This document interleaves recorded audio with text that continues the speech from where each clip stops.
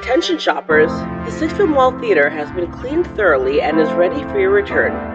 Get our double feature creature special ticket and watch 2 random movies for the price of 1 random movie.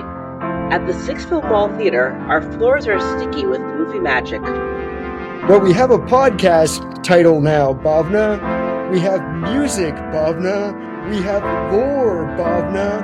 I guess, Bhavna, we are doing a podcast. Why, yes, Wes, we are. Welcome to the Double Creature Feature. Double feature creatures. Double Creature Feature, or Double Feature Creature. Oh my goodness, guys. Feature creatures. That's what we are. That's what I said. Don't rewind. Rewind? What? As I said in our text earlier today, Bhavna, we are professional movie podcasters. Do not try this at home. And no, Bhavna, results may vary. As we are the creatures that do double features, when we're getting into this, I watched these 2 movies, we watched these 2 movies, and while I was watching these 2 movies, Bhavna, I couldn't help but wonder, and I have a question for you. All right. Have you ever worried that you might have a rat? And would that affect your decision to turn your family home into a suburban sex den? Not for rat purposes, but I've been broke enough to consider it. Because apparently you can make a lot of money. I checked the inflation, Bhavna. Yeah, because what was it? He cleared $8,000? Yeah, it was something like $25,000 US in a night. Bro. And he didn't have to beat anyone with a shoe. No. And the house, aside from being burglarized, wasn't destroyed. People, can you tell what we're talking about yet? This week, we're covering, was it 1983, I want to say? Yeah, 1983's Risky Business and 2005, or The Departed. 6, The Departed. Sorry, guys, I took us back to Boston. Yeah, the worst of Boston this time. Listen, we have to be balanced and nuanced in what we choose to watch. I absolutely agree. Yes. So which one should we talk about first, Wes? I have no idea. You know what? Let's be kind in the beginning and then just go out with violence. It's the way. Okay. It's the way we. I like to choose violence last because. Yeah. Hot women first, violence last. Okay, cool. I can do that. That works. Okay. So I guess we're starting with 1983's Risky Business. Yes, which was my choice of the 2. Mm-hmm. As people might be able to tell, is from the 80s, and I was alive in the 80s. I mean, so was I, but not long enough to remember anything that I watched. I was alive enough to remember the 80s. I, once again, as per the lore, probably saw this in the theater when it came out at way too young of an age. Whereas I've only ever seen this in clips. Obviously I've seen I'd seen the T-shirt and the white socks and the Ray-Bans. Everyone has seen that. Take an old record off the shelf. I mean, that is a meme in itself at this point. But yeah, I just didn't realize that this was basically alternate universe Ferris Bueller's Day Off when he actually makes money instead of just losing it. Well, I texted you that when I started my rewatch of like, this is absolutely my Ferris Bueller's Day Off. And I see the vision. Because I do not like Ferris Bueller's Day Off. Fair enough. It annoys the crap out of me. I like it, but then again, it was on like TBS by the time I was old enough to watch it. So I probably got some edited version of it, I remember them editing stuff out. I do understand that it is a good movie. I am just not a fan of it. And once again, one of those movies that like everyone goes crazy about, it annoys me even more. So fair enough. But for those of you that haven't seen Risky Business, the succinct Wikipedia-esque description is there's a young high school senior, I'm assuming, from Chicago, decides to say fuck it while his parents are out, and ends up in a bunch of shenanigans with some sex workers and makes some money. Yeah. Basically, he's literally Joel Goodson. Sounds like a bad boy to me, Wes. I don't know what you're talking about. His last name is Goodson. Played by everyone's favorite future Scientologist, Tom Maverick Cruise. Man, it only makes his like plastic surgery now look so much worse when you see him as like a teenager. Oh yeah, because I haven't wanted to call out on the plastic surgery or whatever the hell he is doing to stay a vampire. The Xenu package? Yeah, when you like see him when he was, I think he's like 20 in this. Something like that. And they got him to lose a bunch of weight and then like put weight on again, so it looked like he had some baby fat, so he looked younger. But he definitely had the 80s like preppy look to him.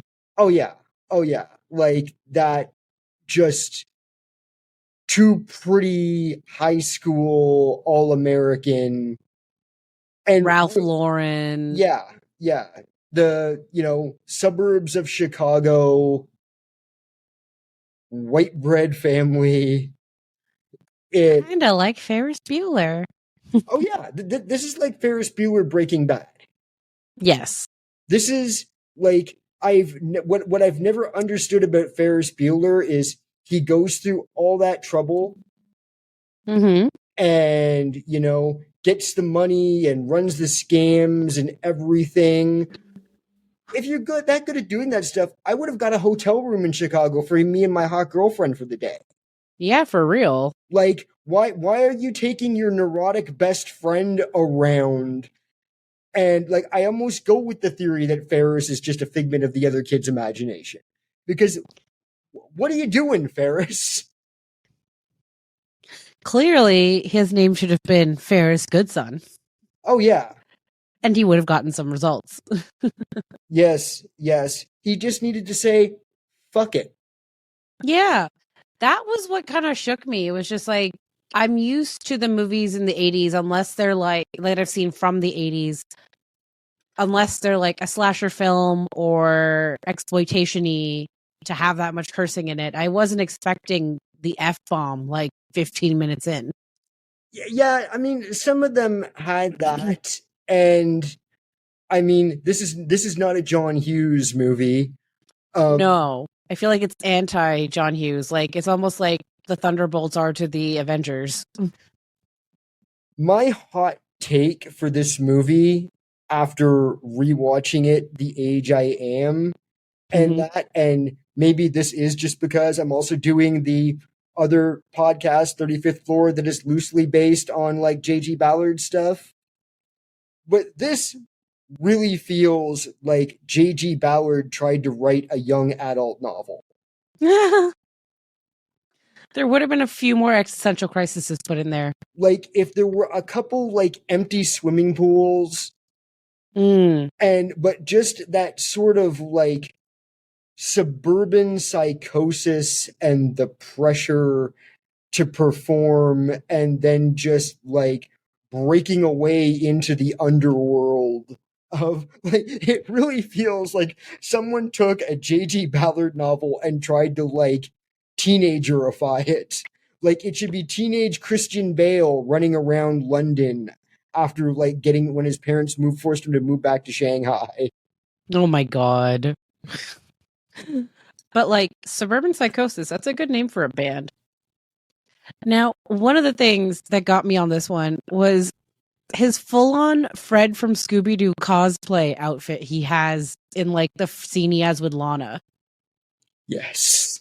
He looks like Fred. He had the blue sweater, the white like shirt sticking out, the khaki-ish pants. Well, I mean, he is a yuppie. Like, oh yeah, absolute yuppie from a family of boomer yuppies. Like, I knew people with parents like this when I was in high school. Yeah, wasn't this like in the peak time of the preppy murders and stuff too? Like, everyone was looking like this. I mean, probably. Mm. I don't remember specifically, but yeah, I'm sure. And like everyone looked like that to begin with, yeah. But usually in those movies, then it was the preppy people that were the bad guys. Yeah. So it was, it was almost like the rest of Tom Cruise's friends versus the preppy people. Mm-hmm. Despite the fact that most of his friends were still kind of preppy. They were. Like, I kind of like that they were all, like, smart kids. Yeah. But, like, not quite the losers. But also the in-bullying, too, between them. Like, I like that. I thought that was refreshing.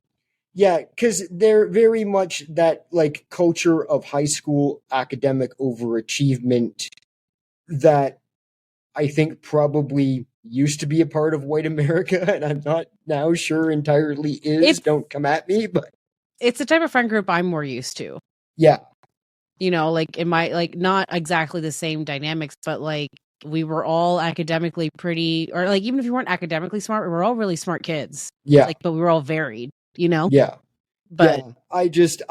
I like that he is sitting there like smoking cigars and playing poker with Balky from Perfect Strangers and Booger from Revenge of the Nerds. Yep. Both of whom have a pretty decent career now. Oh, definitely. Like, they've both done good for themselves. I wonder if, like, them and Tom ever still talk, or...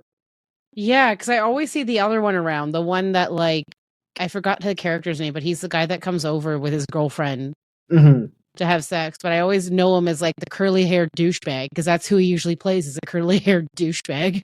Yes.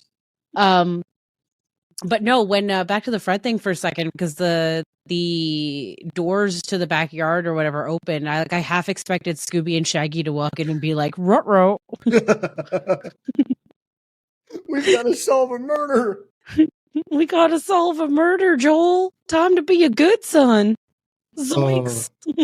Isn't The Good Son the name of the Macaulay Culkin murder movie? Maybe. I know The Good Son's the name of a really good restaurant in Toronto. Where Macaulay Culkin murders people. So, I mean, that's extra. So Joel's parents go away on a week vacation, and his buddy is like, fuck it, what are you gonna do? You're gonna you gotta do something. You gotta say fuck it. You're under all this pressure from school. He doesn't know if he's gotten the right SATs. He doesn't know if he's got the high enough grades. He's got an interview with a guy coming to the home from Princeton to interview him. There's all this stuff, and the parents are going away, and the dad is the kind of person of like, now don't flick the switches on the stereo. This is like military grade equipment. This isn't just for playing your rock and roll on. This is important technology sort of thing. Totally knew those people. Totally had friends that were like, their parents were those people. It just, ugh. Instead of teaching you how to use the thing, it was don't touch the thing. Exactly. So he's under all this pressure. They go away, and Joel basically, with some encouragement from his friend, first of all, decides to hire a sex worker after the first one doesn't go so well. And I genuinely couldn't tell if that was decent 80s representation or not. I was waiting for it to not be. Like, I was waiting for him to say something, meaning Joel. I was waiting for him to say something, but he never calls her anything but her. Yes. He calls her Jackie. Yes. She stands up for her own, and he never even mentions to his friend that she's trans, or, you know, in drag, whichever the situation is. We don't know, because we see Jackie for one scene only. Yeah, well, he does call him and like, get the fuck over here. You did this. You come fix this. Yeah. I don't know, like, what the hell? He manages to settle it. Jackie doesn't even threaten him, which is nice. Because Jackie, and she only charges him $75. That's not bad. Exactly. And then whatever the cab fare back to Chicago would have been, which I have no idea what that would have been. But I did like how Jackie was like, yes, so here's the number. You want to call Lana? She's what you pretty white boys from by the lake want. Yes. So after his like second wet dream of the movie, Because it basically begins with him explaining like a friggin' wet dream. Yeah. That is like the opening sequence. Yes, he calls Lana because your parents are away. What else do you do but hire a sex worker? I mean, really. Why not? And he skipped the throw a party stage and went right to call a sex worker stage. Exactly. I should have done that. It would have made more sense. God. Well, speaking of the sex worker played by Rebecca De Mornay, my favorite fact about her is that her dad is Wally George, who's like Rush Limbaugh's idol. Oh, God. Yeah. He's the guy that kind of started the conservative talk radio bullshit. Fun fact, guys. That's what you get. That is hilarious. Yeah. I would love to have been at that family Thanksgiving. Oh, she was no contact with him by then. Oh. I'm almost disappointed in that. That would have been such a wonderful family Thanksgiving. Yes. Hey, Dad, check out my new movie where I get accosted by Fred from Scooby-Doo. Did you notice who her pimp was? Guido? Yeah. How long did it take you to clock that? Because I was like, oh my God, they did put him back in the Matrix. When he came to the house, because that was the first time I saw his face, like clearly, was when he came to the house. Because I was like, I know that voice. Who is that? He's a good fella. Was he in Goodfellas? I swear he was in Goodfellas. I don't think he was in Goodfellas. He's got to be in one of have been in like multiple of those mobster movies. I don't remember him being in Goodfellas. But he's one of the people you would put in a mafia movie. Oh yeah, absolutely. He's the rat. Yes. Quite literally. Yes. I want to go back in the Matrix.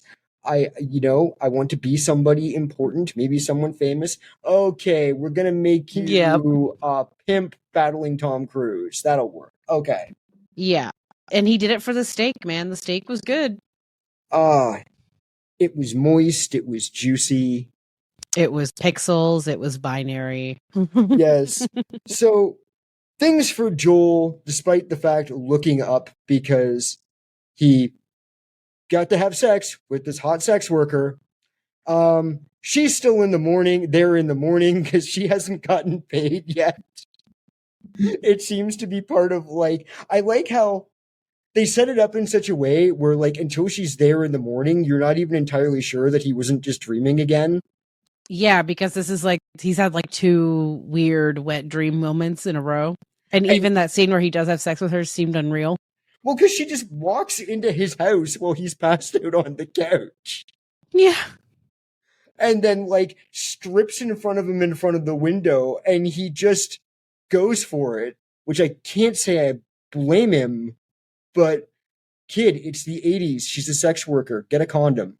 Yeah. Also, if you're going to call a sex worker, ask the rate, boy. Yes. I mean, maybe he assumed that they all only charge $75, whether... Fucking kid.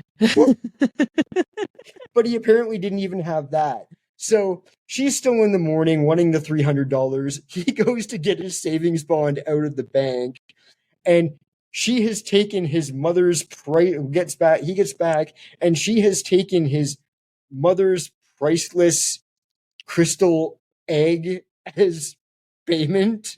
Yeah, the egg that looked like anything cheap you can get from the fucking dollar store in the 90s. I was going to say Sears, but yeah. Yeah. It totally looked like Sears crystal. Sears is where you got it from, but it was Byway quality. Oh, Byway. I thought you said by the way. No. Byway. Yep. Yeah, so this is like, he's also done the iconic underwear dance, which you've seen it.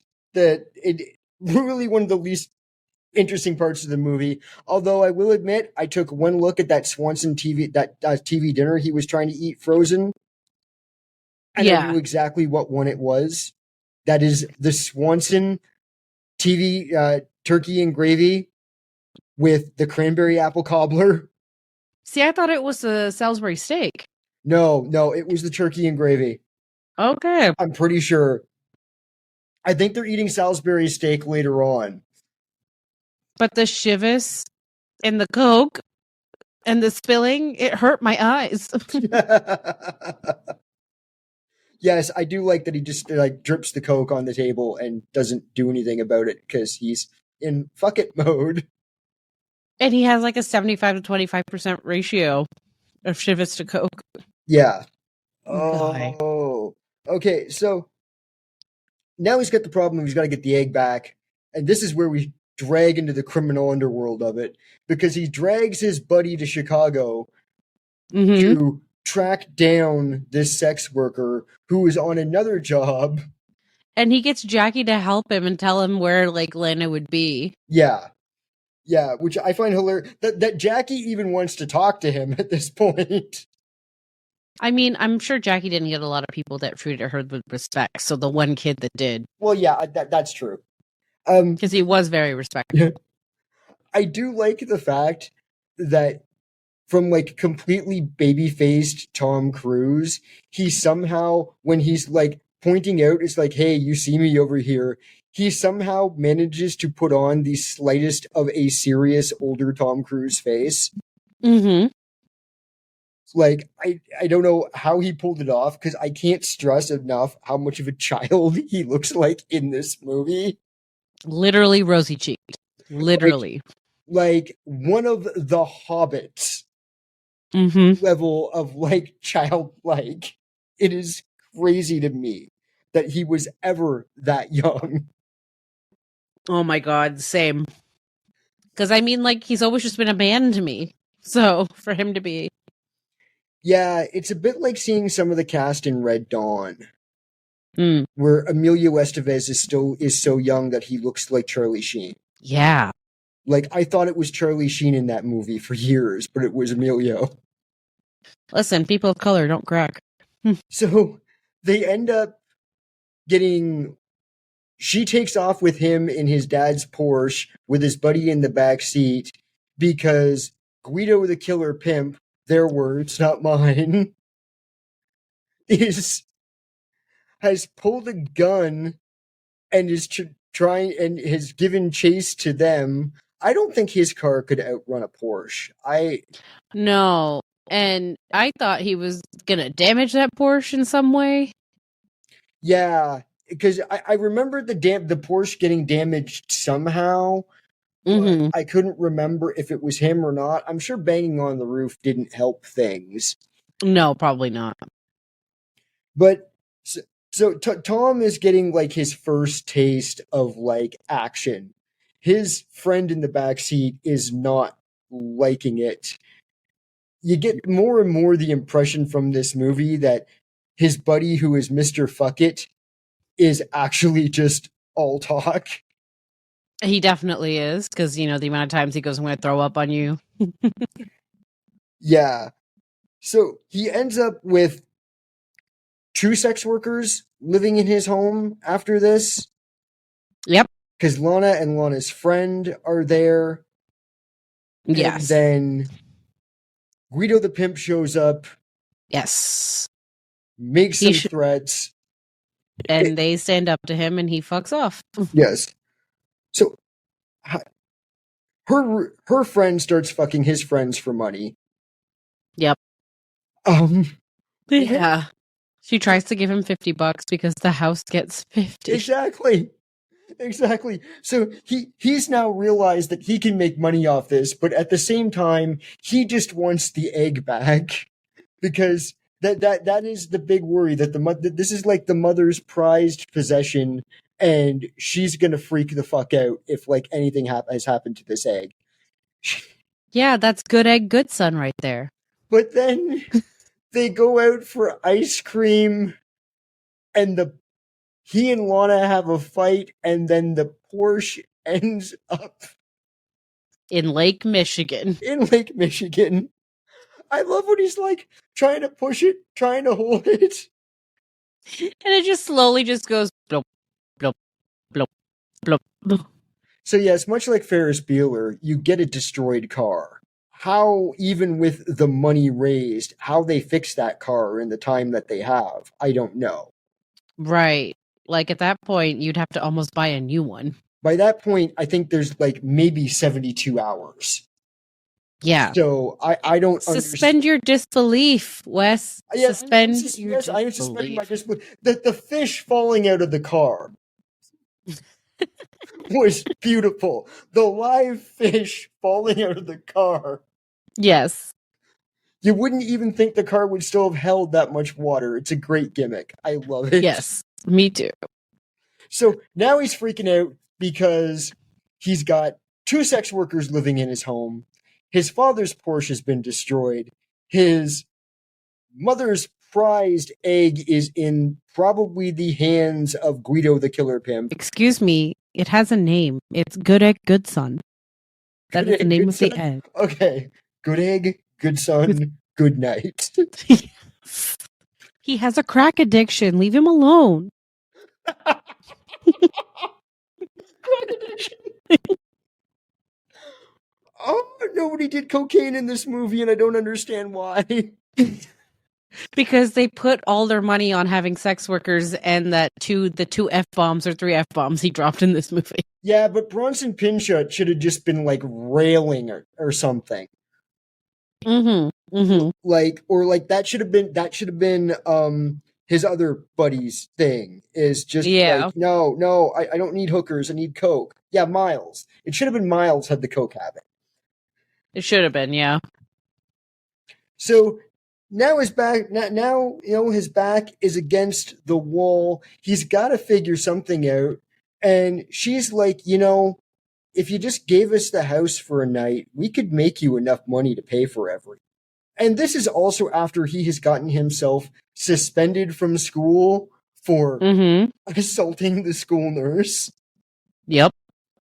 Because she won't give him a proper note without a doctor's note. So he grabs her by the collar and he's just like, I don't think you understand the situation.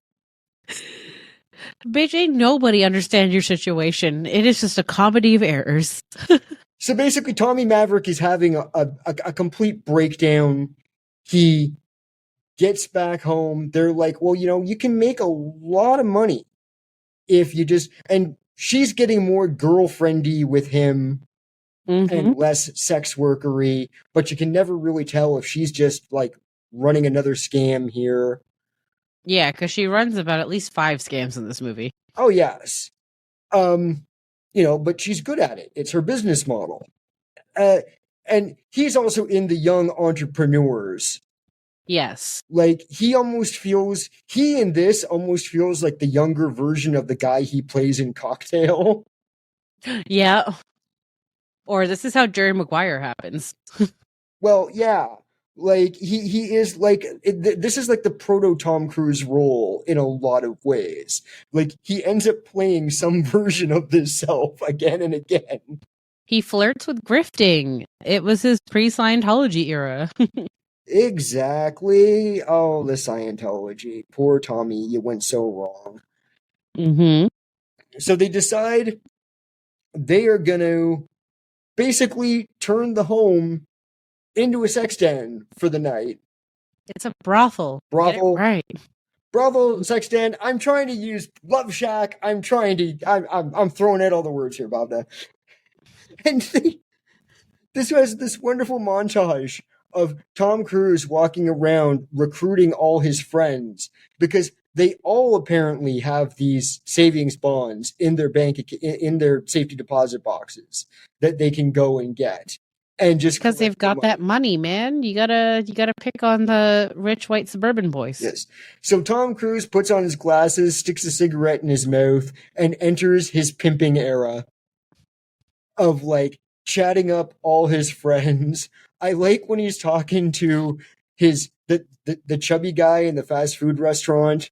Mm-hmm. And it's almost like a bad version of Tarantino of okay, so how much? Okay, so you took her out to dinner. All right, 2 movies. But how much you think that was? All right, and what about parking? Park for free. Okay, so that's... And what did you get out of it? She fucked so-and-so. Well, why don't you cut out the middleman and just... Exactly. Cut out the middleman, cut out the fast food vendors, and just Pay a little more. Yeah. Why not? Satisfaction guaranteed. On demand. Oh, man. No, like he gets it together pretty quickly.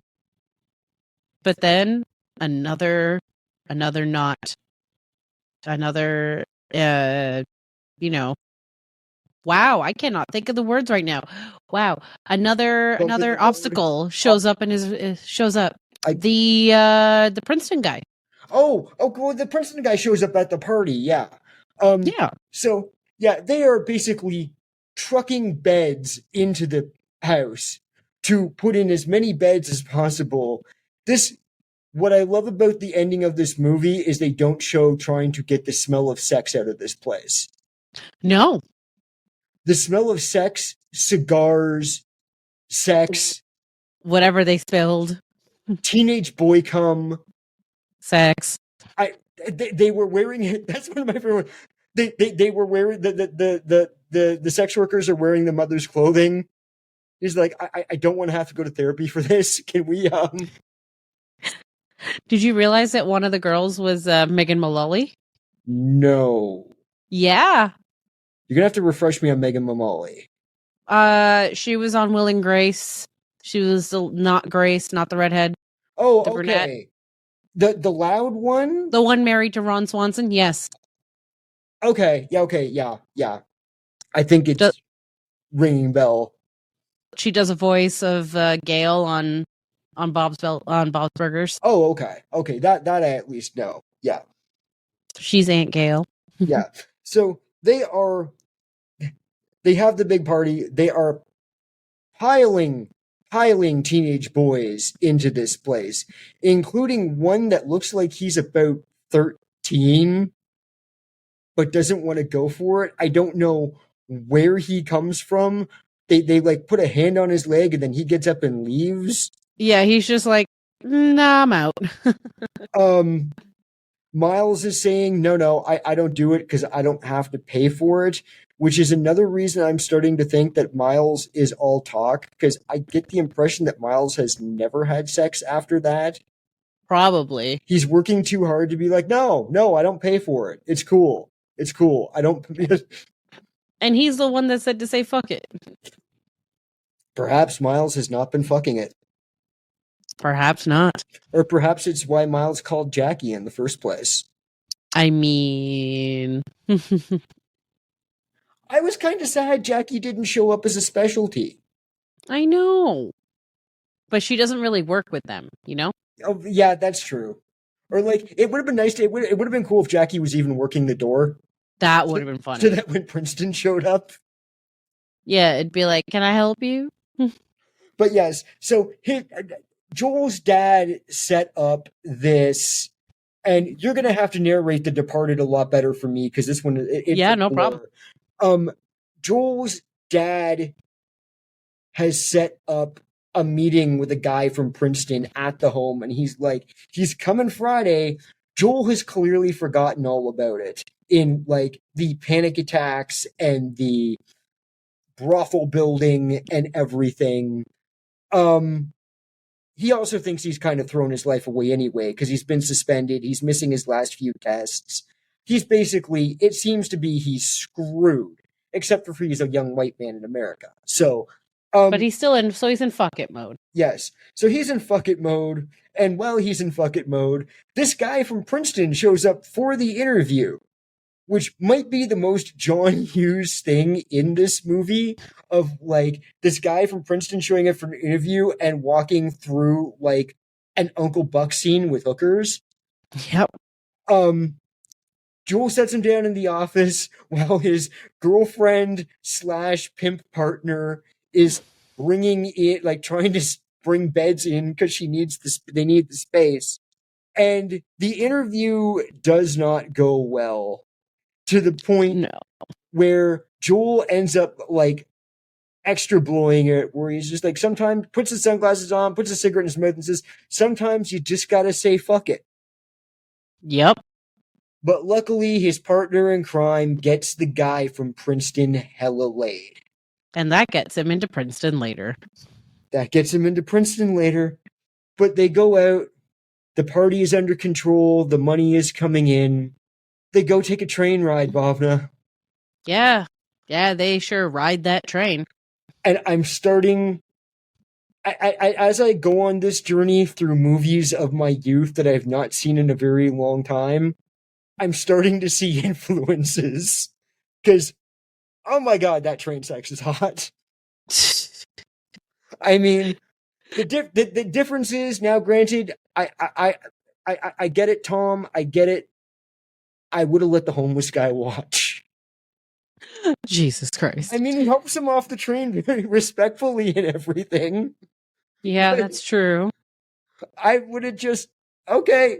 It is just, it's not Cronenberg Crash level sex by any means. No. But it is a beautiful thing. Yes. That I saw at 8, something like that. It's 8 p.m. Or sorry, no. Oh my god, you were 8 years old. Never mind. But it still works. It's 8 p.m. Do you know where your 8-year-olds are? Watching Risky Business in the downtown Barrie Theater with his parents. Oh god. Yeah. Oh god. Ew. I mean, yeah, this came out in 83, so yeah, 7 or 8 years old. Good Tom Cruise movie. Everything's fine. So he gets back home. Mm-hmm. Guido the Killer Pimp has cleaned out his house. I don't know. And I want to know how this worked. Did Guido hire movers? I think so. Or he might have gotten the girls to do it. Were they hired goons? Did he get the girls to do it? Did they take absolutely everything? Because you couldn't just have one truck for all that stuff. Do killer pimps have a union to help them with this? Do killer pimps have a union? Does anyone out there know or is a killer pimp? Are you unionized? Bhavna and I would like to know. Yes. We support good labor laws and labor practices. Yes. We support killer pimp unions everywhere. Isolate the footage. Isolate the audio. So he tries to strong-arm Guido over the phone, not realizing that Guido has all the power now to get his stuff back because his parents have called and they're on their way home. He's supposed to pick them up at the airport, but he can't because he's dealing with the fact that a pimp has the contents of his entire house. Including Good Egg, the good son, with the crack habit. Including Good Egg, good son with the crack habit. Hey, he was so many years sober before he was taken by Guido. So Guido shows up with a moving truck and makes him buy everything back piece by piece like it is a one Tom Cruise Maverick auction. And he's using the money after getting the car repairs done. Yes. So I don't see how $8,000 completely rebuilds a quantified Porsche. I mean, some billionaires took that Porsche to the Titanic. I don't know how, but okay. So he's got money left over until it comes to the egg, and he's only got, $40 left? Yep, and then he goes, I can't go that low. So he ends up owing Guido the Killer Pimp money, and we never got that sequel. No, where he pays him the money. Demanding the sequel now. Yeah, I need to see Good Egg, the good son, kick his crack habit. But he gets this. He gets the egg back while being $300 into debt to Guido. Somehow, through movie magic, gets everything back into the house in the time it takes for his parents to take a cab ride from the Chicago airport to the burbs. And then play it off with shucks, I was in the back watering. I didn't know I had to pick you up today. You said it was tomorrow. Yeah. And everything seems fine. It seems like the perfect crime has happened. But Good Eggson His crack habit gets habit. Yep, and Mama found out. He's got a crack deep inside. Naturally, everything is ruined. Doesn't matter how much else he got away with. Doesn't matter how much accomplishments he has done. Take it from me and Will Smith. Parents don't just understand. Keep my wife's name out of your fucking mouth. So he just goes, it's like, well, you've disappointed us, son. Why don't you go water some plants? Until Dad gets the call from his man at Princeton to find out that, yes, his son did get into Princeton after all. Because apparently, if you let a bunch of hookers bang a man from Princeton, he'll give you a good recommendation. That's the 80s, man. And that he goes out for dinner with his girlfriend / pimp partner. The kids at the business group at school, the Young Business Entrepreneurs Association, are talking about how much money they made selling plant holders and bookshelves. And he's like, I made $8,000 in one night by turning my family home into a brothel. It's so easy. Anyone can do it. And they apparently live happily ever after. Until, and I'm going to say this, and I think I'm going to say this about most of these young Tom Cruise movies now. Yep. I demand a legacy sequel, just like you did for Top Gun. I want Risky Business 2.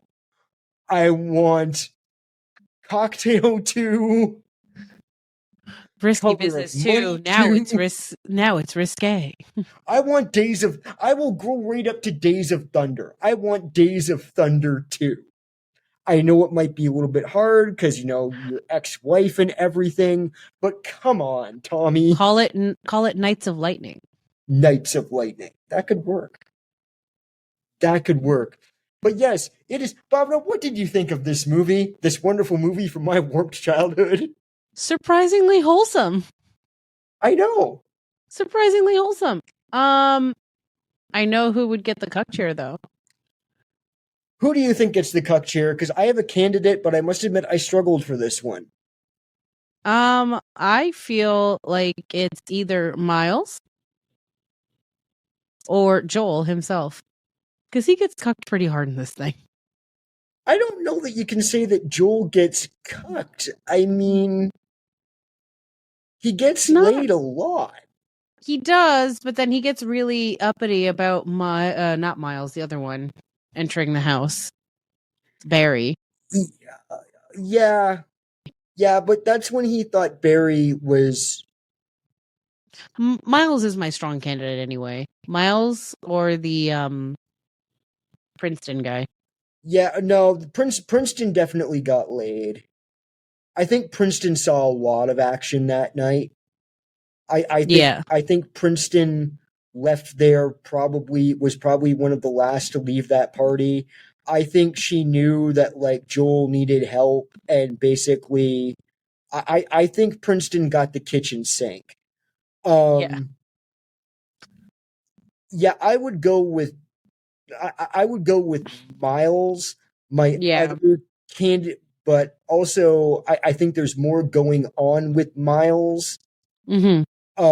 I think there's either some closet stuff or something, I don't know. Or bark is worse than his bite. Yeah, exactly. Maybe some cocaine-related erectile dysfunction. Maybe he's the one that got good egg on that crack problem. That could be it. My other candidate, if not Miles, would be Joel's dad. Because I don't think Joel's dad has had actual sex since Joel was conceived. No, nobody takes the Equalizer that seriously. I think Joel's mother was a one and done situation. You know what? I can see it. But yeah, I'd say either Miles or Joel's dad. There's not a hard one in this for me where I'm absolute. No, this person has not gotten it in a really long time. Yeah. And while Joel does get jerked around a lot, it's mostly by of his own doing and his own youthing. Mm-hmm. But he also gets laid a lot. Oh. So I can't put him in the chair. No. No, because he'd be running the house with the chair in it. Exactly. I mean, it's hard for me to call him the cuck when he ends up running the brothel. True. That should be his memoirs, his like Art of the Deal type memoirs. From cuck to Chuck. Yeah. Okay, Bhavna, I think it is time for our quick little intermission so that people can get up and go pee and go to the lobby should they need to. It's intermission time. You look hungry. Have you tried the nacho bucket? Our new molten cheese substitute stays liquid to the bottom. And our new Uncle Porky's foot-long pulled pork hot dog is worth choking on. At the Sixville Mall Theater, your bowels are our friends. And Bhavna, now it is time to talk about the rats. The departed rats. The rats I wish would depart from this fucking organization. Which organization? Both organizations. Both. I mean, they're both different gangs. They are both different gangs. Okay. Do you want to give the people a quick synopsis? Yep. You chose this one, Bhavna. I will synoptify. This is a Scorsese movie. By saying Scorsese movie, you should know what to expect by this point. But South Boston cop Billy, played by Leonardo DiCaprio, goes undercover to infiltrate the Irish mobster Frank Costas, played by Jack Nicholson. Billy gains the mobster's trust as a career. Gains the mobster's trust as well. A career criminal named Colin Sullivan, played by Matt Damon, is a mole inside ACAB itself and reports on its activities to Frank. When both organizations learn that they have a rat, Billy and Colin must figure out each other's identities to save their own lives. And spoiler alert, they fail. And boy, howdy do they fail. They failed so hard. They fail in so Shakespeare. They failed. In the end, President Bartlett got thrown off a roof. Oh, fuck yeah, he did. America's president, Bhavna. The only good one we've ever had. He killed Colonel Kurtz for her sins. He had to die sometime, okay? Bhavna, other than the Boston accent to torture me, why did you choose this movie? Oh, I fucking love this movie. This movie I saw at a time in my life where I was going through my first ever depressive spiral and I didn't know it was a depressive spiral. So I was hyper fixating on anything that would give me dopamine. And that was this. I saw this in theaters and it was like, this became my whole life for like several months. And you know what? It still holds up somewhat to this day. Yeah, Scorsese, you asked me about this in like texting afterwards. Yeah. This one was my second full rewatch of it. Yeah. I watched it, I think, during the great shut-in Netflixing of 2020. Scorsese cannot make a bad movie. I raised you The Irishman, but okay. I have not seen The Irishman yet. And I'm pretty sure that was Scorsese. Several Scorsese movies glued together in a Voltron of Scorsese. But yes, I don't think I have not seen a Scorsese movie yet that I think is bad. Okay. I think this is lower on my Scorsese list. This is still higher on mine just because I love the plot of it more than I love the plot of his others. Yeah. I think the issue I have is growing up on the younger Scorsese and like the Taxi Drivers, the Goodfellas, the Casinos.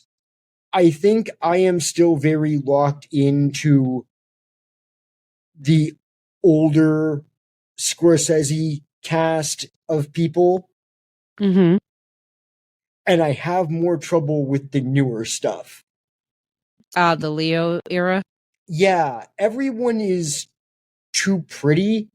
Yeah, but that's why you put it in Boston, because that accent makes no one look good. That accent makes no one look good. Boston, what are you doing? Boston's beautiful. Oh god, but the accent, I don't know, man. So as Wes said, this is a mob versus a cab versus the Venn diagram of the rats in between film. It opens up in like the 80s where you see Frank Costello rise to power, and that's Jack Nicholson's character, and boy howdy is he a character.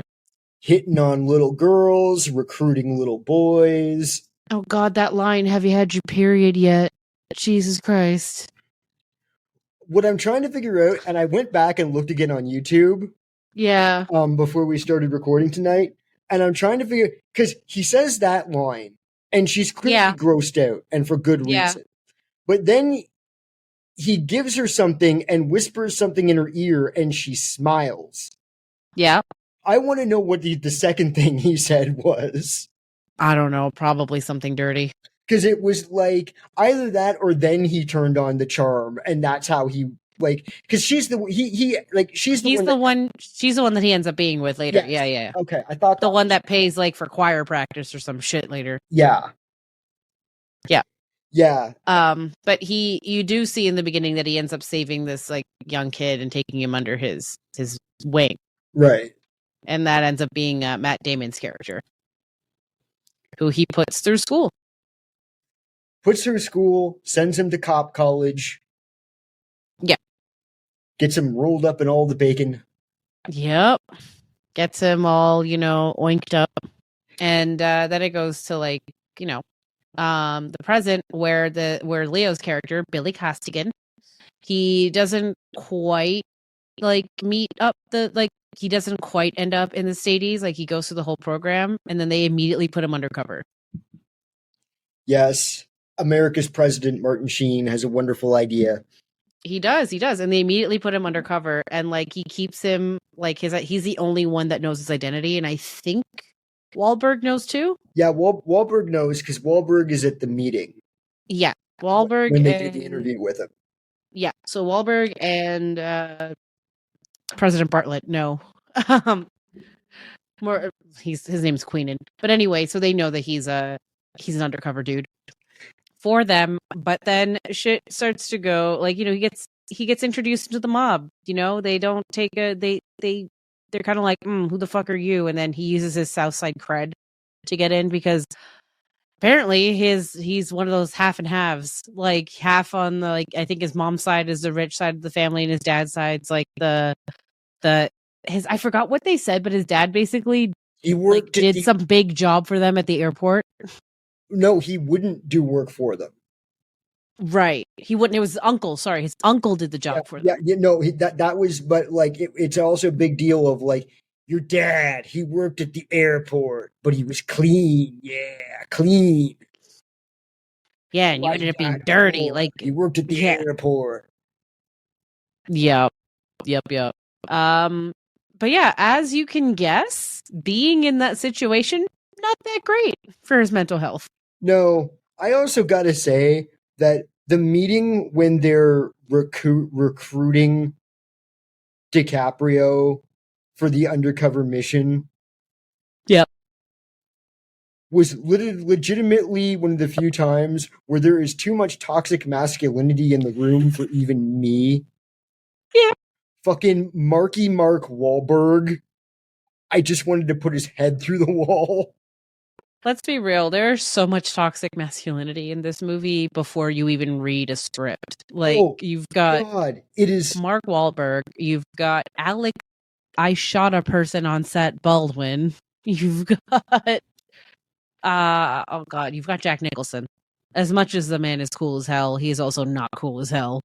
Okay, I gotta say something about Jack in this, though. Yeah? I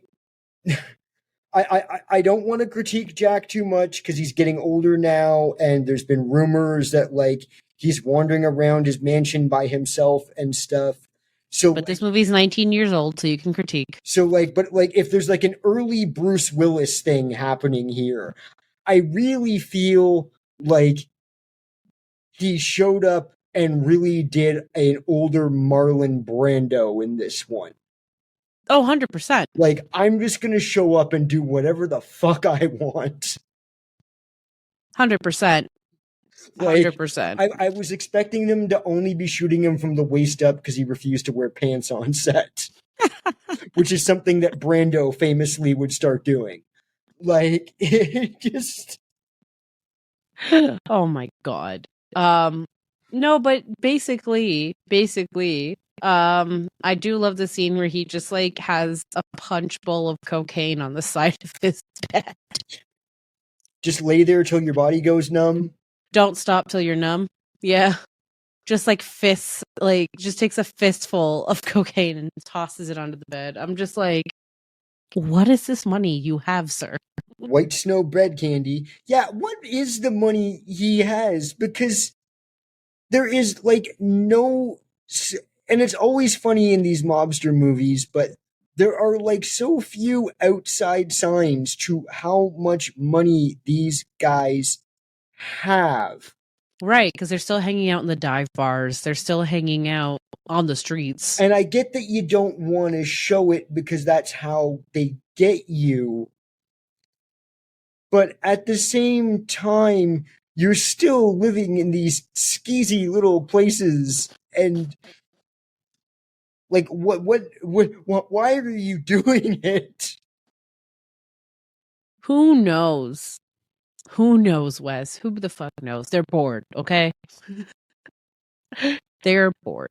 It's like watching Sons of Anarchy, and they're all like running millions of dollars of coke for some cartel and still living in shacks down by the river. Like it's almost like it's like an allegory for the state, the capitalist state that we're in now. The harder you mule, the less money you make. That's it. But you know who was making money on both ends? Matt Damon's character. Yep. Colin Sullivan. Because who gets put on the Find a Rat squad from both ends? Colin. He's on the state police. He's trying to figure out who it is. He's got no access, so he's trying to do it on that end. And then he's getting his information from Frank as well. And he starts seeing a court-mandated psychiatrist. That he does. It was Billy that starts seeing him. No. Billy is seeing her. Yeah. Colin is fucking her. Yes. Then Billy fucks her later. Which I have to call out. Yeah. That I'm sorry. I love you, Martin Scorsese. Having one of the inciting things being that he just happens to start seeing the psychiatrist that Colin is banging. It's one of the dumber coincidences in a movie. I think it's because she's the only one that's qualified for the state police on insurance. I think it's some healthcare bullshit. Yeah, but she also happens to work with people that just got out of prison as part of the... And then Billy had just technically got out of prison. Yeah, no, I know. It's just... And I had to go back and like double check on that because I thought, no, wait a minute. No one knows Billy is a cop. So why would they be sending him to the cop shrink? And then I rewound and figured it out. But still, just that coincidence of, I happen to not just work with police. I actually work with like incarcerated people as well. And look, these two, I just happened to, two men in my life happen to be trying to figure out who each other is to murder each other. And I'm sorry. That one little thing is just dumb to me. It adds the drama, okay? It adds the drama. It's flirting with how close you're getting to being caught. And it's also how we find out Colin has ED. Yeah, I mean, we still could have found that out. But it's more fun this way. I mean, it's not like the other rat found out that he had ED, and it became like an ED plot line, like they poisoned his Viagra or something. That would have been funny. Matt Damon. No, he just gets shot. No, he just gets shot by Mark Wahlberg at the end. I mean, it's a 19-year-old movie, guys, at this point. There are more headshots in this movie than Dawn of the Dead. And it has some of my favorite kills in any movie. I love an abrupt kill. Right, so, they're all having their little affair thing. Meanwhile, they get wind of some big arms deal that's going down. The processors. Sorry. Processors. They're selling the processors. Processors, right. I wrote down processors, take a drink. So they're each trying to set up. So the state troopers are trying to set up to catch the people that are involved. Meanwhile, the mob is like, we're going to try and find the rat on our end and like figure that out. It's a very high stakes situation. That causes some of my favorite lines ever in this movie to be said. So during the control room, Alec Baldwin's character and Mark Wahlberg's character do not get along, and it's some of the best exchanges. Yes.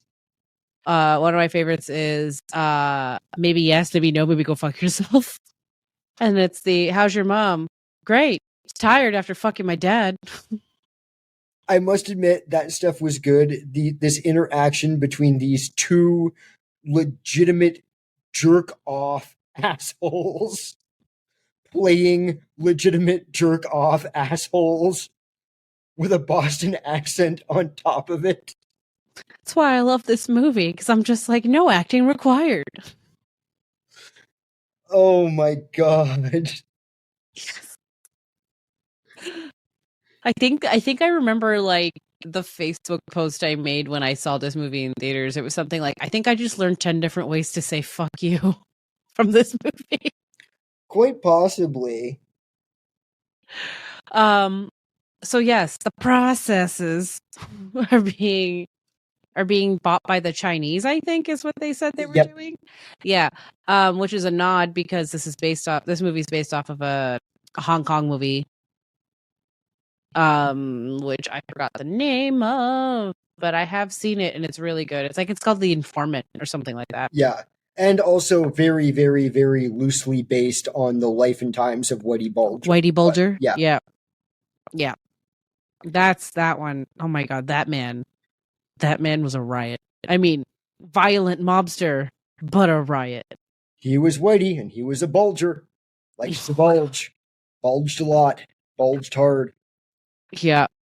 Well, Wes, what does this all lead to? It leads to confirmation that there is a rat, but they don't know who the rat is. And they get Matt Damon in there calling to find the rat. He gets promoted to rat hunting by the cops. Rat Hunter General. Yes, the Rat Hunter General as opposed to Rat Hunter Assistant General. And they get things set up because DiCaprio is freaking out because DiCaprio thinks he's going to get caught because he's got they're looking for the mob is looking for like information and making him fill out paperwork to try and check the records to see if everyone is who they really are. And he leaves when they're not supposed. No one's supposed to leave. And he sets up his meeting with Martin Sheen, the greatest American president of all time. And President Bartlett, gang. They meet on the roof of a building. Bartlett is being followed because Colin put a trace on him. The cops end up there. The mob ends up there. DiCaprio can't be seen with Bartlett, so they separate. One thing leads to another. Bartlett gets President Bartlett, the last good American president. America, you should beg for Martin Sheen to just take over your country and leave him in charge forever and just have him act the rule. Splatters like a sack of bloody shit on the sidewalk in front of DiCaprio. like a sack of raw meat. Sploosh. I like a bird. Fall down. Man, I don't know who the rat is. And then there's the cops are there. The Irish mob is there. But also who's there is somebody that Billy went to Stady school with, who is the only black guy in this entire movie. And he's only there for this purpose, to know who Billy is and to know that he's a cop. That's at the end of the movie, isn't it? Billy's not there towards the end. It's after this, isn't it? Doesn't he fall off the building? No, because that he's supposed to meet at. No, he gets thrown off the building, and then there's like a whole bunch of other. And then Costigan comes there. Yeah, but isn't there like a bunch of other shit that happens before? In between? Oh, right. It is. Apologies, man. I saw this like 2 days ago. They end up back at the building at the end. Yes. They go back at the building at the end. Apologies. Right. They go to that building twice. That's okay. I was like, no, wait. Because I was pretty sure he wasn't in the car with the other cops that have the shootout with the Irish, where the guy that realizes he gave DiCaprio the wrong address to go to gets shot in the chest. Right. But then, sorry, so what it leads to is a firefight this time. Yeah. Apologies. Goes to a firefight, and Sullivan gets suspended. Wahlberg gets suspended. Wahlberg gets suspended. And he's the only other person that knew the identity. Yeah. And whatchamacallit, then they start to investigate while he is the rat finder general. Which leads to because they chase them. That's the one thing we missed. And I'll just jump back to it real quick. When DiCaprio and Damon are having the chase after the porno theater. Yeah. When they're trying to get a look at each other's faces and shit. Yep. There is one little sequence in the street there that I swear to God, Scorsese was playing homage to Blade Runner. Oh, 100%. It is totally the chase scene where Deckard is chasing the sex scene robot before he shoots her through the plate of glass. Oh, yeah. Like, with the rain and everything. Yeah. And I even went back and replayed it. The way the colors are, the reflections. Like, it is beautiful, but I'm like, oh my God, he is totally doing a Blade Runner right there. Yes. Oh man. But so basically Costigan's on the run. Yes. He's on the run. The shootout happens where Nicholas gets killed. Yeah. And he stops by to see baby girl. Yes. With an envelope to say to open it in case anything happens to him. Right. So, she is now pregnant with Matt Damon's child. Nope, Leo's child. Matt Damon has ED. Well, I mean, still positive. Oh. No. Oh, I did not catch that. That is Leo's baby. I just kind of figured that he stuck it in soft and got lucky. But oh. Listeners, that silence is Wes realizing things. Now the wheels are spinning because... And that's why they had them, like, see the same doctor for shit like this. Is that why he also knows she's going to leave him? Ding, ding, ding, ding, ding, ding, ding. Okay, my Cuck Chair recommendation just changed. Is it Matt Damon? It was originally going to be Matt Damon's unborn son. But now it's Matt Damon. Yeah, probably. I'm pretty sure Matt Damon is the cuck. Because he is. He is 1,000% the cuck. Son of a bitch. Okay, I take back my dumb plot coincidence thing, and at least lower the dumb rating severely on that. But yeah, okay. Yeah, if you need a second. But he's such an asshole. Why doesn't he call her on it? Because he's a cuck. But he's like, yeah, okay, yeah. He hasn't made a decision in his goddamn life. Can I just say, the greatest thing in this movie for me is when Damon shoots Nicholson, and Nicholson is laying there inside the front end loader, the bucket of the front end loader. Can I just say how much I love the fact that he looks like a fucking seagull that just got hit by a truck? Yes. It just wings out the hair, his fucking Beetlejuice hair. Yep. That he's gonna... His comb over. That was my other line of Nicholson is just doing a Beetlejuice. If Beetlejuice was actually rated R. There's a rat. I need to find the rat. It's Lydia. Oh my god. Okay. Now that you've sat with that for a moment. Okay. Okay. So then, who's on the run again? Because we are getting to the point where we're nearing the headshot hootenanny.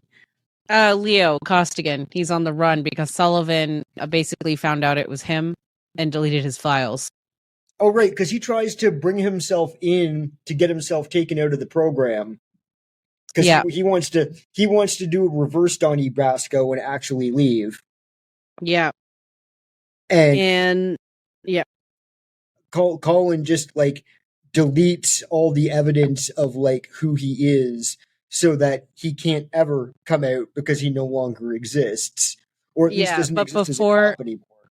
Yeah, but before he comes out, before like he leaves, he has that meeting, and then Costigan realizes it's Sullivan because the handwriting on the envelope. Right. Yes, the envelope of the information that he had that Nicholson had all the guys write out and put in. Yep. It's like, oh shit, okay, I'm screwed. Yep. So he's on the run. On the fucking run. Man, and then he has evidence. Marky Mark is also a massive fucking dick, even bigger dick, because Marky Mark doesn't even try and call him. No, Marky Mark never liked him. But you'd think he'd still want to at least use him to get fucking Cuckboy killed. We just said he's a massive piece of shit. Well, that's true. Marky Mark is answered your own question before you asked it. Always assume Marky Mark is a piece of shit. Right. Ruined a Planet of the Apes movie. It's fine. Ruined a bunch of people's lives with his racism and violence. That's true. So Billy's got evidence on Sullivan. Costigan's got evidence on Sullivan, and he gives him a shout, and he's like, "Yo, dog, blackmail time."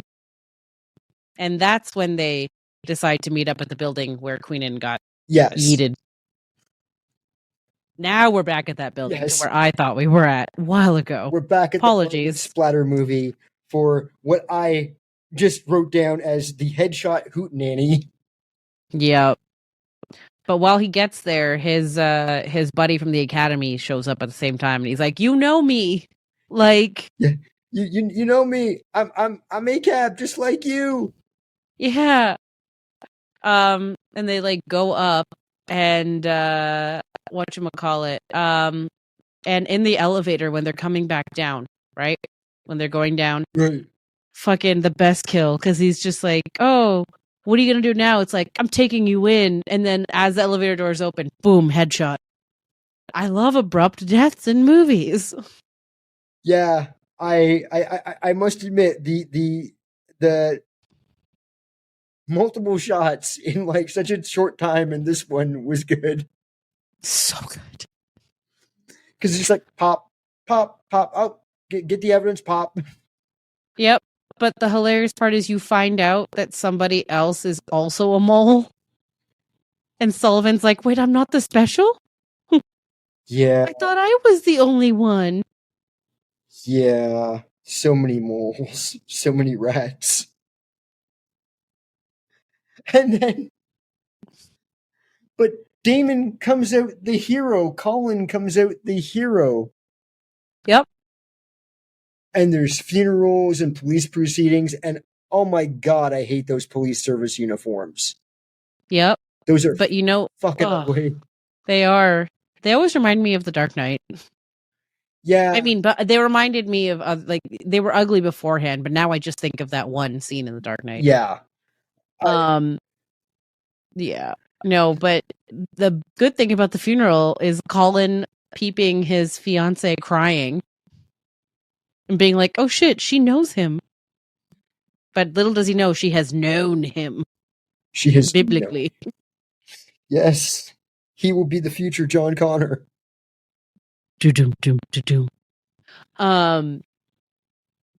while this is all happening, like, they go home because clearly she's distraught and hormonal. They go home, and that's when the envelope gets opened and listened to. And what does that envelope contain, Wes? That envelope contains the proof that Matt Damon is the rat. Dun, dun, dun. The rat that got Leo DiCaprio killed. Sunk like the Titanic. He let go, Jack. He let go. Jack also let go. Yeah. So did Rose. But she's listening to the evidence that he's the fucking rat. And whatchamacallit, later, Dignam's in the apartment. His new apartment, because he's deciding to be flashy with the money. Wes, this is why you're not flashy with the money. Yes. Mark Wahlberg shows up. Well, Mark Wahlberg was always going to show up. But I like that this is like the reverse Goodfellas kill scene. Mm-hmm. Because instead of like the bullet coming from behind, he just opens the door, walks into the apartment, and oh, fuck. And he's wearing like the human condom. That's got to be the worst way to die. You step into your home with your groceries, and fucking Marky Mark is standing there dressed like a fucking Trojan rubber, staring at you with a gun. And that's the last fucking thing you see is Mr. Good Vibrations with a fucking gun dressed like a fucking condom. Hey, then there was little rat scurrying on the balcony. There had been so many kills in the last 5 minutes of this movie. I legitimately expected something to shoot that rat off the balcony. I expected the rat to like just explode onto the glass. Yeah. Of all the suspension of disbelief, I'm so glad they just covered Mark Wahlberg in the human condom suit. Because I'm like, thank you. That is how you get away with murder. Oh yeah. I mean, he would know enough to like clean up the evidence in that. I feel like there is a cut scene from this movie where Damon goes back and takes out Nicholson's girlfriend. I could see it. Because she's the only one left that would know. Yeah, but she gets all the money. Yeah, but still, she knows. Well, I mean, if you want to go into the Whitey Bulger lore of it all, girlfriends didn't know. They were willfully kept apart from it. Yeah, but he literally calls her after Frank dies and was like, hey, we lost Frank. You mean that girlfriend? Yeah. I thought you meant Frank's girlfriend for a second. Yeah, fair enough. But he doesn't care. He just wants that dick out of the way. Yeah. She didn't witness it. She walked out on him. Which girlfriend are we talking about? We're talking about Vera, aren't we? No, I'm talking about Jack Nicholson's girlfriend. That's who I thought you were talking about at first. Like, I don't... Then you said... Because she knew all about Colin and what he was doing for... But she knows Colin as a member of the family. Yeah. She might not know him as like... And she also knows she would fucking die if she talked. Yeah, and like, it's not like Frank was being subtle. Everybody knew that Colin, like everybody on the mob side knew Colin was the dude because they literally put him through school to be in that spot. Yeah. They were like really thinking, they were long-term investing in this child. Yeah, and I guess his entire crew wasn't killed off, so. No, just most of them. Poor Frenchie. I liked him. Frenchie almost goes out like Steel in Day of the Dead. Yeah. He just didn't do the sign of the cross. Yeah. Oh, the one thing we forgot to mention, though, is that we find out that Frank was also an FBI informant. Oh my god. Listen, FBI, you have to cover your ass. They're fucked. Oh. Question for you, Wes. If you had to deal with the FBI or the CIA, who would you choose? If you were a criminal, who would you rather have on your ass? Yeah, see? At this point, I'm honestly not sure, because I'm not sure which one is slowly being dismantled and made more inept quicker. I would say, for me, I would want the CIA, because the FBI are way too trigger happy. Federal less investigation. And they're the ones more likely to get absorbed in by the stale Cheeto dust in the air, whereas the CIA has probably compartmentalized themselves within themselves to keep them they were always kind of above the government on their own. I mean, being that I'm most likely to get hunted by the government for starting a cult, yeah, I'll go with the CIA over the FBI, because the FBI just tends to set cults on fire. Because what are they going to do? Just lace me with LSD? Oh no.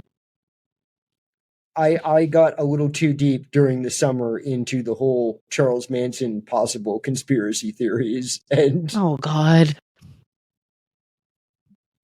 Which I'll ask you off pod. That is a loaded question.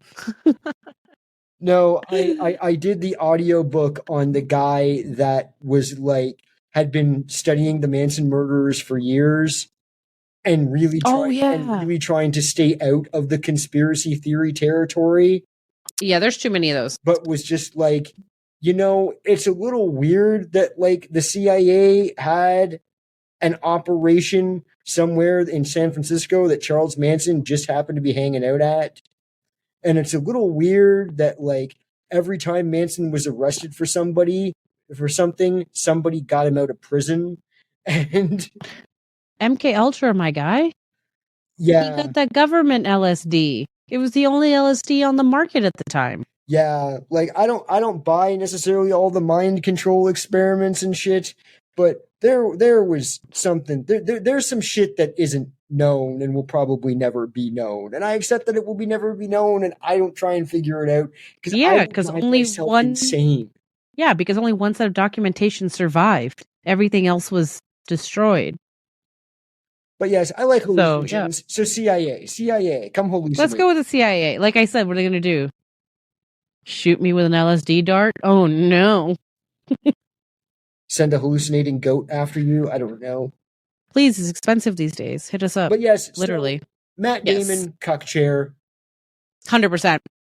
One day we will explain why we keep talking about the Cuck Chair. Second up, Alec Baldwin's character. Yeah. He'd be the second runner-up for Cuck Chair. Because he keeps losing every exchange with Mark Wahlberg. Yeah, but I also feel like he would discover Blue Chew. I don't know what that is, and I don't want to know. It is the chewable Viagra. From what I understand, too many other podcasters talk about it because podcasters, get money for it. We do not get money for it. This is not an ad for Blue Chew. But from what I understand, Blue Chew is basically like a Viagra Starburst. Ew. I mean, not ew, but ew. Viagra Starburst might just be like my, what was it? Child-sized Capri Sun?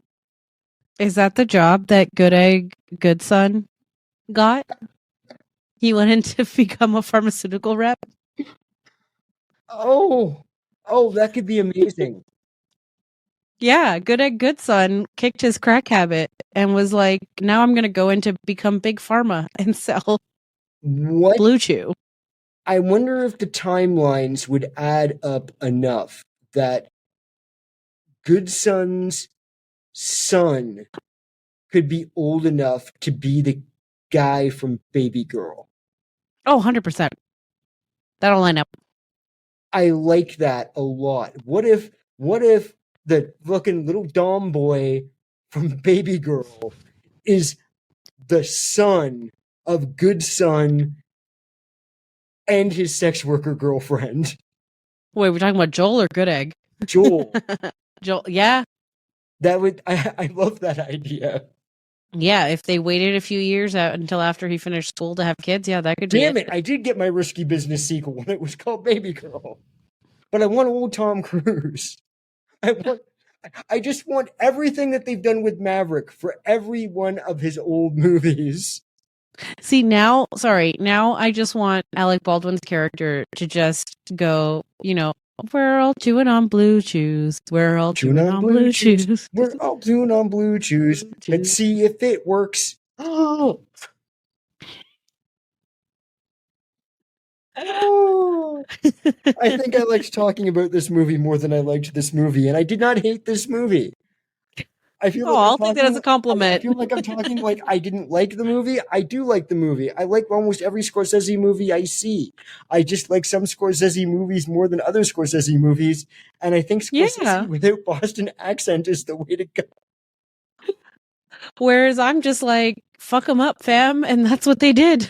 I think the thing for me with this one was, with most of the other, at least mob or like organized crime films Scorsese's done, I have favorites and like people that I end up caring about, and like, oh shit, Tommy got it. No, Tommy got whacked. Yeah. With the exception of President Bartlett being thrown off the roof, and that's more just for my love of Martin Sheen. I didn't really care that anybody died. Honestly, the first time I watched this, I was rooting for Frank. Well, I mean, you'd kind of have to. And that's the one thing I'll say about this movie compared to other Scorsese movies, is that I wasn't, and okay, this is going to sound really bad. I don't find Scorsese movies boring. Please don't take it that way. But I wasn't bored once while watching this one, in that there was a sufficient amount of action that told the plot rather than a mob dinner, let's just say. Yeah. Or something like that. Like, this movie for me, I liked because the action told the story. And what's weird is I feel like this one is goes slower for me somehow. But this one also does a lot of showing and not telling. Like, for example, the ED and Leo's kid and all of that stuff. Because I could see how it's confusing, or like the throwaway stuff that comes back. Yeah. Yeah, because I didn't clock it being Leo's kid thing. Because I was like, really? They're seeing the same shrink? But like, yeah, him knocking up Matt Damon's wife. Oh, sweet, sweet revenge. Matt Damon back in the Cuck Chair where he belonged. Was he the one that got trapped on Mars? Yep. Is that Matt Damon? How is he so likable in that and such an asshole in this? Acting, right? Acting. Also, he was doing better for the... he was a scientist, so he, arguably doing something better for the world. Martin Scorsese should really do a science fiction movie before he dies. Oh, I would live. I love that. They should give him a Star Trek. I love that type of movie. How would he do it without a gun? Phasers. Or drugs? They were going to let Tarantino do it. Star Trek isn't that violent. Give him, have them go back to that mafia planet. Oh, yeah, I do like the mafia planet. Or, have them go back to the mafia. No, he needs to do a DS9 movie.